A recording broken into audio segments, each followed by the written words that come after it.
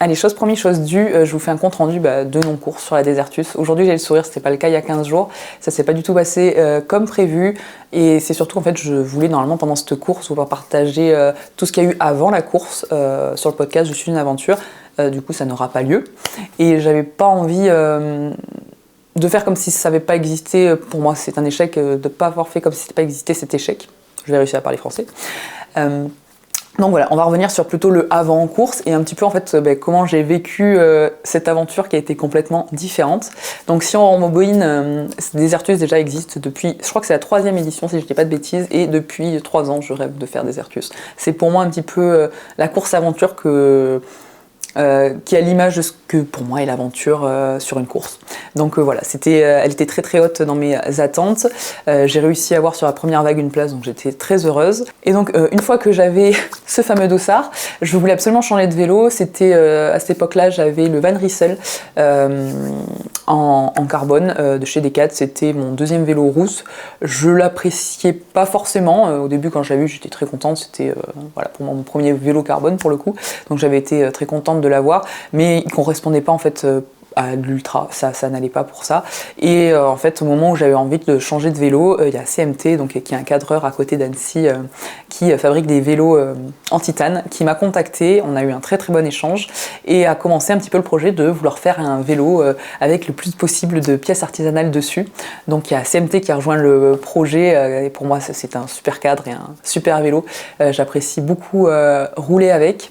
Très rapidement, on a eu aussi les roues de l'écureuil qui se sont greffées au projet. Roues de l'écureuil, c'est pareil, c'est un artisan qui habite à Annecy, qui m'a fait de superbes roues. Déjà, elles sont magnifiques et en plus, j'ai pu avoir mon moyeu dynamo à l'avant, donc pour plus avoir de problème de batterie sur les aventures à vélo.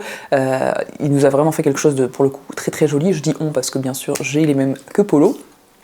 Et un petit peu, je dirais 1 mois et demi avant aussi le départ, il y a Celle Idéale qui a rejoint le projet. Faut savoir un truc, si vous me suivez depuis un petit moment, vous savez, mes problèmes de derrière sur le vélo sont assez récurrents et ce sont des douleurs qui sont insupportables pour moi. Et de pouvoir avoir enfin une selle idéal, c'est le cas de le dire, adapté à mon popotin, ça a été un vrai bonheur. Je m'y suis très vite fait. Je pense que j'ai fait 4-5 sorties avec et déjà, la première fois, j'ai senti une différence. De pouvoir, alors ça aussi, c'est chacun son envie, hein, mais moi, j'ai très rapidement en fait enlevé les peaux de chamois de mes cuissards. J'ai des cuissards Wilma sur lesquels on peut en fait changer les pads. Et moi, du coup, je les ai complètement enlevés. Et en fait voilà, ça a été une petite révolution, il y a plein de choses qui ont changé au cours de ces 6 mois sur mon vélo et ça a été pour moi une très belle découverte de pouvoir avoir autant d'artisans qui rejoignaient le projet, parce que de prendre un vélo qui est comme ça, c'est aussi avoir un échange derrière avec des personnes, et ça je trouve ça top. Non pas que vous n'allez pas avoir de personnes si vous achetez un vélo en magasin, mais là de pouvoir échanger avec des artisans qui sont passionnés de ce qu'ils font. On a visité les ateliers des 3 artisans. Moi je trouve ça ouf en fait de pouvoir discuter comme ça avec les gens. Ils savent ce qu'ils font, ils connaissent leur métier et ils sont vraiment passionnés. Et quand tu discutes entre passionnés, c'est toujours beaucoup plus cool.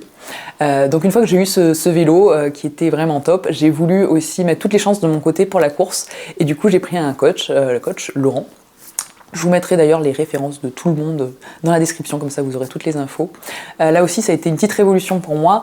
Dans mon passé de petite sportive, en tout cas quand j'étais en course à pied, j'ai eu pas mal de coachs. Ça s'est toujours très bien passé, mais je n'ai pas du tout eu l'affinité que j'ai pu l'avoir avec Laurent. C'est quelqu'un qui est très à l'écoute et pour le coup, comme il dit, on fait un binôme et c'est vraiment ce que j'ai ressenti. C'est-à-dire que c'était quelqu'un que j'avais très régulièrement au téléphone. On débrieferait à chaque fois, à chaque semaine, comment s'étaient passés les entraînements, ce qu'il allait mettre la semaine d'après, moi ce que j'avais ressenti. Et je me suis vraiment sentie progresser. J'ai eu beaucoup mal aux cuisses aussi, qu'on se le dise, mais ça a été vraiment bénéfique pour moi et ça me mettait aussi dans un bon esprit de j'ai mis toutes les chances de mon côté pour réussir cette course. Du coup, vous allez vous dire, mais pourquoi? Du coup, ça s'est mal passé. Il faut savoir que, on va dire, 1 mois avant le départ de la course, j'ai commencé à avoir des douleurs aux genoux, que je me souviens plus de dire. Et que j'ai continué à m'entraîner dessus, comme si de rien n'était, et puis j'avais de plus en plus mal, et puis à un moment je dis en fait j'ai quand même assez mal aux genoux et je crois qu'il y a un petit problème. Donc du coup Laurent m'a revu les séances, mais en fait j'avais vraiment forcé dessus et je sentais que ça allait de moins en moins bien. On était à ce moment-là à 3 semaines de la course, clairement au dernier moment. J'ai commencé à aller voir un médecin du sport qui m'a dit oui, potentiellement c'est une tendinite. Ok, potentiellement. Bon, bah alors je me suis dit, bon, si c'est potentiellement, allons-y, continuons. Et donc je continue à pédaler et à avoir mal, mais c'était pas grave, je me disais que ça allait passer, que de toute façon, c'était juste une douleur à vélo, je l'avais pas trop après. Sauf que quelques jours après, en fait, je commençais aussi à les avoir quand je ne roulais pas, pour monter les escaliers, pour descendre les escaliers. Le médecin du sport m'avait dit d'aller voir une kiné, donc je suis allée voir la kiné qui n'a pas fait de plus non plus. Et là, si vous voulez, les jours où le départ de la course arrive très très très vite. Je prends la carte Joker, je crois qu'on est à 5 jours du départ de la course, je vais voir mon ostéo qui est... Vraiment, à chaque fois que j'ai un problème, je vais le voir, je repars, je marche. Voilà, donc je suis allée le voir, je repartais, je remarchais, il me dit par contre, il me dit on peut trouver une solution pour que tu prennes le départ de la course, mais c'est pas une bonne idée. Je dis oui, mais moi si je prends pas le départ de la course, j'ai tout fait pour, je peux pas ne pas prendre le départ de la course, pour moi c'était pas envisageable. Paul essayait aussi de me convaincre de pas prendre le départ. Je disais mais je peux pas, je veux le départ de cette course, si je prends pas le départ de cette course, ça sera une frustration énorme. Il faut que je prenne le départ. Donc j'ai essayé de tout mettre en place pour essayer de prendre le départ. J'ai fait du repos. On a aussi, et ça, merci Polo, il m'a acheté un capteur de puissance pour mettre dans mes pédales. Et première sortie, on était je crois une semaine avant le départ de la course. Il regarde un petit peu les stats et il me dit mais tu sais que tu n'as aucune cadence sur ton vélo quand tu pédales. Je fais si. Il me fait mais non, tu n'es qu'en force. Je crois que j'étais à 60 tours quoi. Enfin un truc qui ça va si tu montes un col en fait. Donc je pense que ça a énormément joué sur le fait que j'ai commencé à avoir mal au genou. Avec le recul, on va essayer de pas faire une vidéo d'1 heure, mais avec le recul, je pense qu'il y a aussi beaucoup de stress. Je suis quelqu'un qui stresse énormément dans la vie. Je le montre pas trop, mais cette course me faisait quand même peur, faut pas dire le contraire. Et je pense que petit à petit, en fait, mon corps m'a mis un petit peu le genou à terre. Voilà, donc ça a été une grosse alerte pour moi. Le fait aussi que en fait, je me suis noyée dans le travail.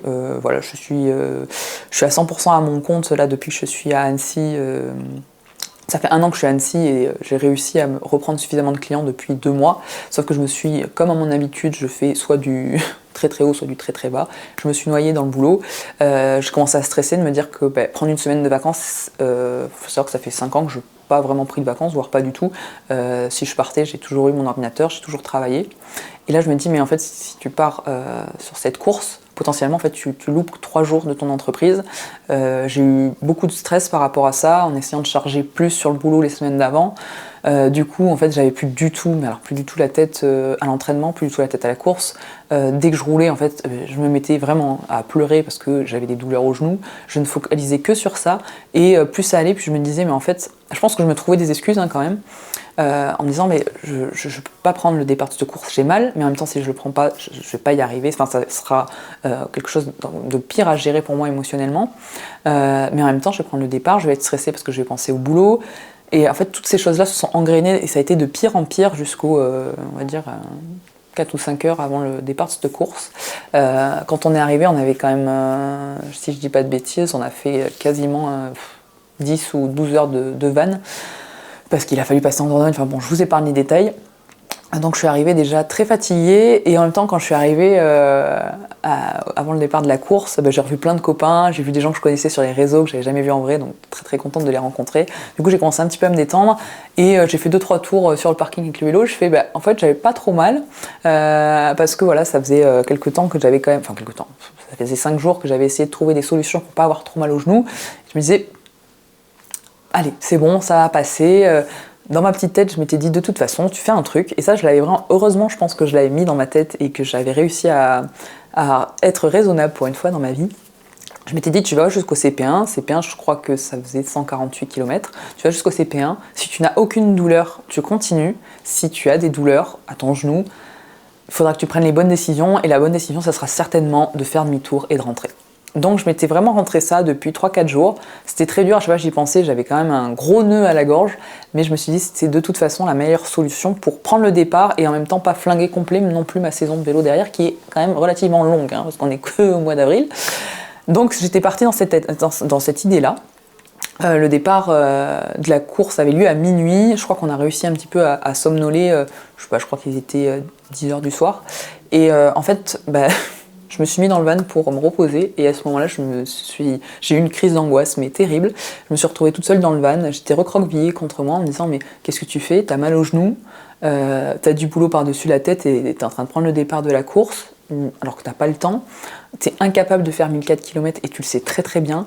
Ça fait 1 mois que t'as mal au genou, tu t'es très très mal entraîné. Toutes ces choses-là sont venues dans ma tête. Je vais dire un truc parce que je sais que Paul ne regarde pas mes vidéos, mais à un moment, il m'a aussi un peu mis dans la tête de c'était pas grave si je prenais pas le départ. Il m'a vraiment dit ça en plus pour un petit peu me rassurer. Il me disait si tu prends pas le départ, c'est pas grave, au pire, tu vas suivre en van et en moins, on pourra rentrer plus facilement. Et en fait, ça s'est rajouté en plus et ça a été, voilà, en fait, toutes ces amalgames de choses sont arrivées dans ma tête. Il y a eu aussi une chose, si vous me suivez sur les réseaux, vous savez que j'ai peur la nuit. Voilà, c'est très pratique quand tu fais de l'ultra. C'est très pratique parce qu'on remarque que je ne dors pas. Voilà, je ne peux pas dormir la nuit, c'est pas possible. Je flippe total de dormir solo. Voilà, c'est pas possible. Et en fait, toutes ces choses-là sont arrivées. Grosse crise. J'ai dit, mais là, je sais pas comment je prends le départ. Je sais pas comment. je flippe, c'est pas possible. Et puis finalement, je commence à arriver un petit peu à somnoler. Et vient le moment du départ de la course. T'as l'euphorie avec tout le monde. Je dis, bon, allez, c'est trop cool, Pauline. T'as réussi à prendre le départ. T'as pas trop mal au genou en fait au final et si ça se trouve ça va se débloquer et en fait j'étais tellement persuadée que c'était dans ma tête mais vraiment persuadée que c'était dans ma tête, je me dis allez c'est pas grave, tu prends le départ, ça va forcément se débloquer, c'est dans ta tête. Et il faut savoir que le départ se fait au Pays Basque et le Pays Basque c'est un petit peu montagne russe. Et donc on prend le départ et comme à mon habitude, alors que je suis quelqu'un qui suis un vieux diesel, comme chaque fois qu'il y a un départ de course, je pars au taquet, très très mauvaise idée hein, quand t'as mal au genou de commencer à prendre des bosses en injection, c'est plus grosse connerie du monde, mais c'était fait quand même. Et je commence du coup à prendre ce départ de course, un petit peu trop vite, je pense que je commençais vraiment à pas être bien. Je sentais que j'étais pas à mon rythme du tout. Et on commence à prendre les bosses. Et en fait, dans ma tête, mais n'y est pas du tout. Et je le savais pas sur le coup, et en fait, mais avec le recul, j'ai compris qu'en fait, je n'y étais pas du tout. Chaque bosse, je me disais, est-ce que je vais réussir à passer la prochaine ?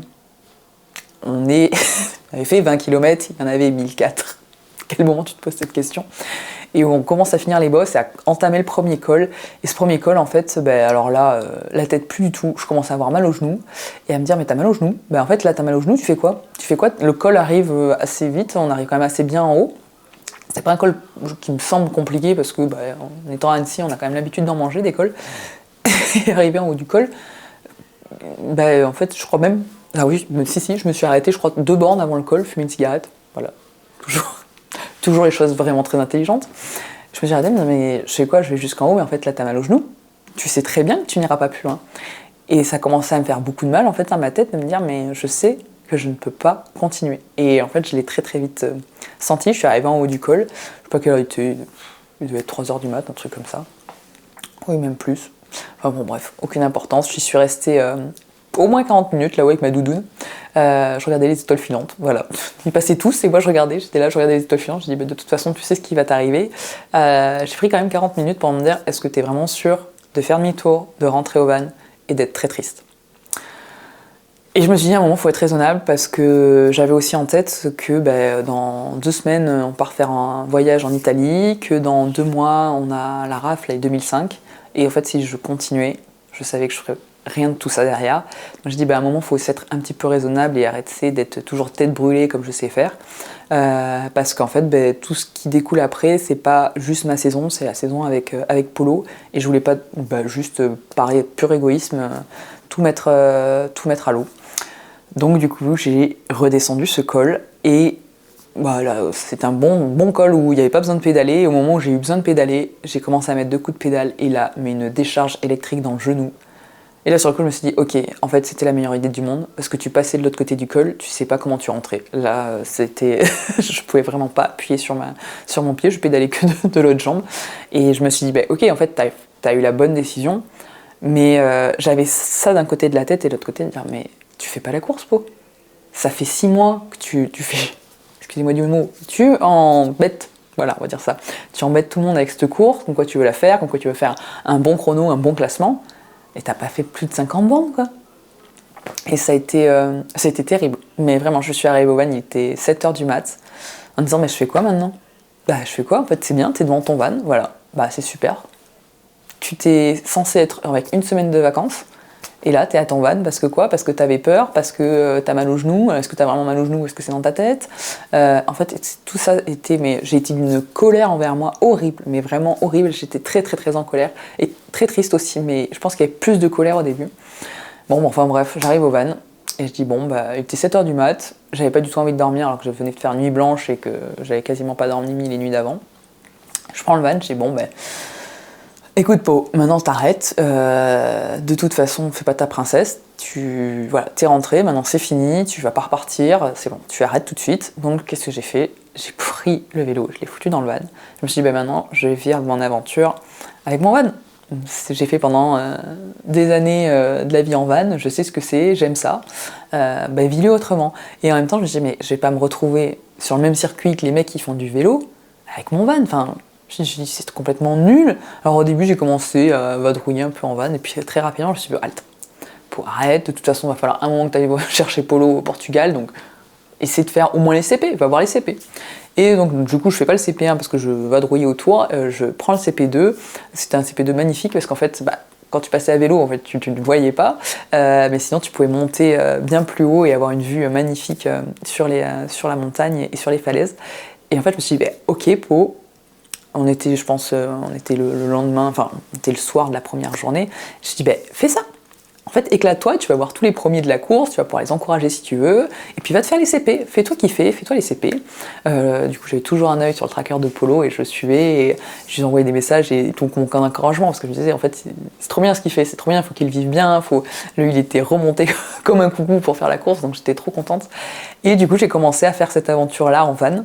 Au CP3, j'ai fait même un morceau à vélo avec Polo, et je me suis dit, mais en fait, fais ça. En fait, ce qui m'a dit de faire, je vais faire les CP à vélo, c'est que j'ai vu Yvan, donc, qui est le créateur de la Desertus, et Yvan est une personne formidable, et je me souviens à l'arrivée, je lui ai dit, je sais pourquoi ta course marchait bien, c'est lui quelqu'un de très humain, et en fait c'est ça qui rend la Desertus magnifique. Il y a un côté humain qui est ouf.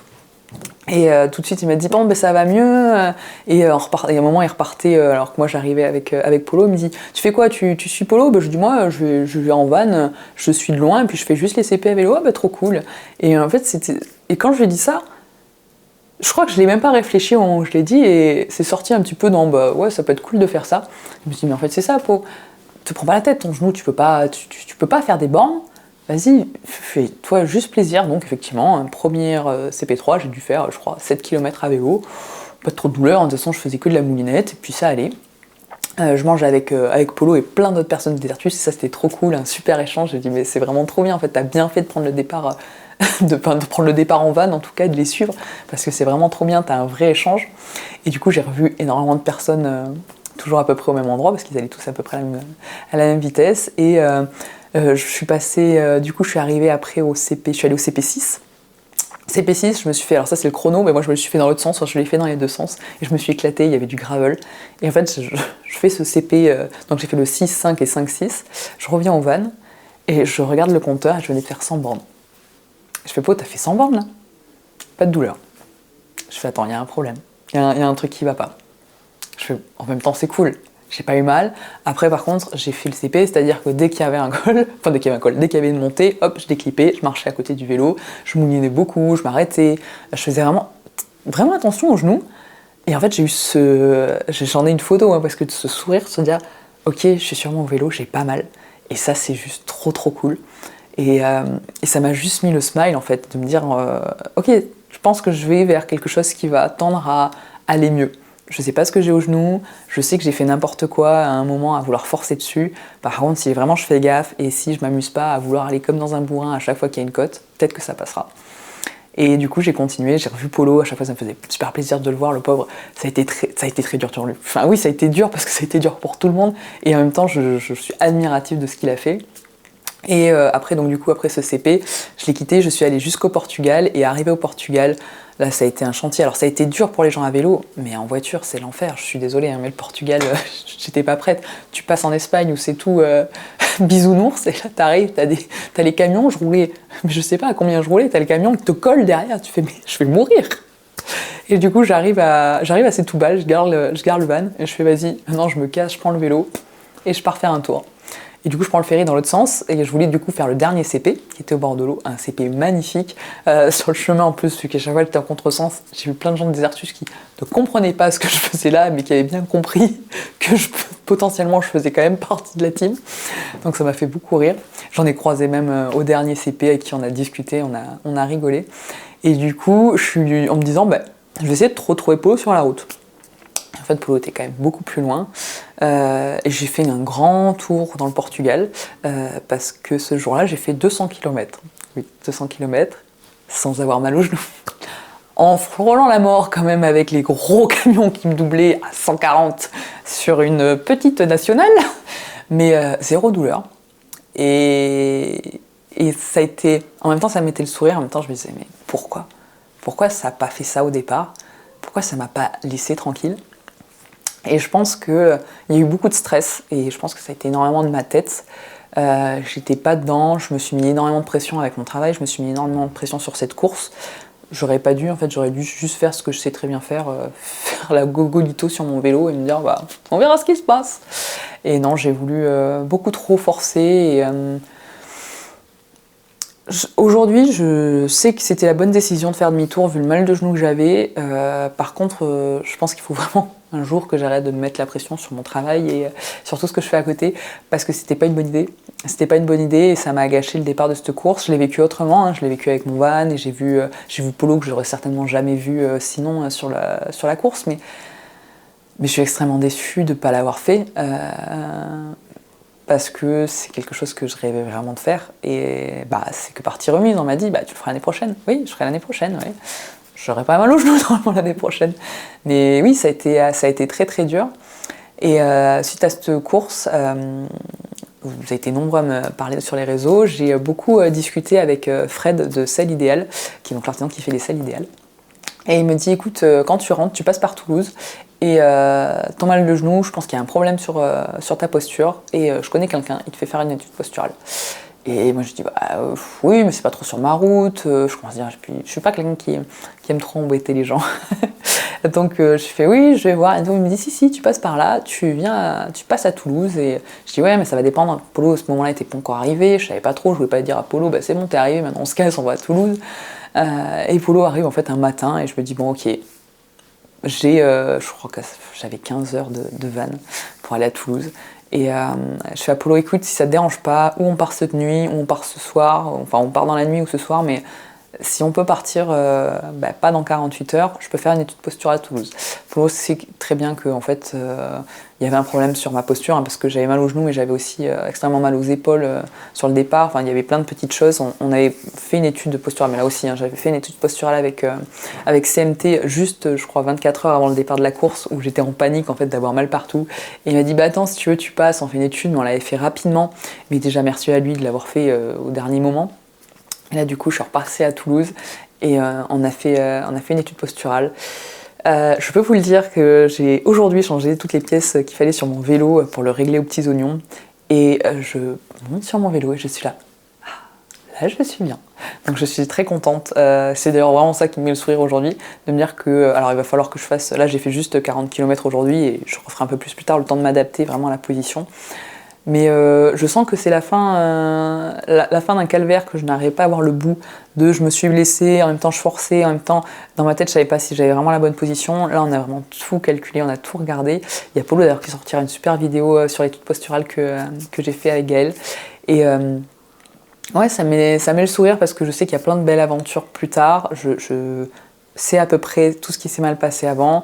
Je sais que je dois plus écouter mon corps quand il me dit qu'il a une douleur. Faut arrêter de se dire c'est pas grave, ça va passer, et plutôt essayer de comprendre. J'ai la chance d'être entourée de plein de personnes passionnées et je pense qu'au lieu de rester comme je sais bien faire dans mon coin avec ma problématique, plutôt essayer de verbaliser ce qui m'arrive et qu'on essaie de trouver des solutions plutôt que clairement mettre un mouchoir dessus pendant très longtemps et se retrouver à un moment où on va dire help, j'ai mal partout, et bah oui mais Pau, c'était avant qu'il fallait le dire. Donc voilà, cette vidéo a duré beaucoup trop longtemps, je vais vous faire un reel, ce sera pas un reel, je sais pas combien de temps ça a duré, mais très longtemps. Mais voilà, peut-être que vous serez encore là, peut-être pas, peut-être que vous allez dire, elle parle vraiment trop cette meuf. Oui, je parle beaucoup. Mais voilà, je voulais faire cette vidéo déjà pour remercier tous les artisans les artisans qui m'ont entouré sur le projet et qui m'entourent encore parce qu'on a encore plein de belles aventures à vivre. Comme je vous disais tout à l'heure, on a un super voyage en Italie, il me tarde vraiment de partir en Italie. On va faire une super virée de 5 jours là-bas et 1000 km si je dis pas de bêtises. Et après on aura la RAF 2005 en duo et on aura Badlands en septembre et entre temps on aura plein d'autres trucs et ça me met trop en joie parce que je suis heureuse de vivre avec beaucoup de vélos et beaucoup de kilomètres, ça me rend vraiment en joie. Mais voilà, je voulais faire une vidéo pour vous parler un petit peu de tout ça, pour remercier les artisans, pour remercier aussi Laurent qui m'a beaucoup entraîné et qui a fait qui m'a fait transformer mes petites jambes en fortes jambes. Apollo qui me supporte. Et c'est pas facile, je vous assure, c'est pas facile. Enfin voilà, et à toutes les personnes qui m'ont aussi envoyé un message sur Insta, mille merci. Ça a été très très dur, mais vous m'avez donné le sourire. Et vraiment, un grand merci.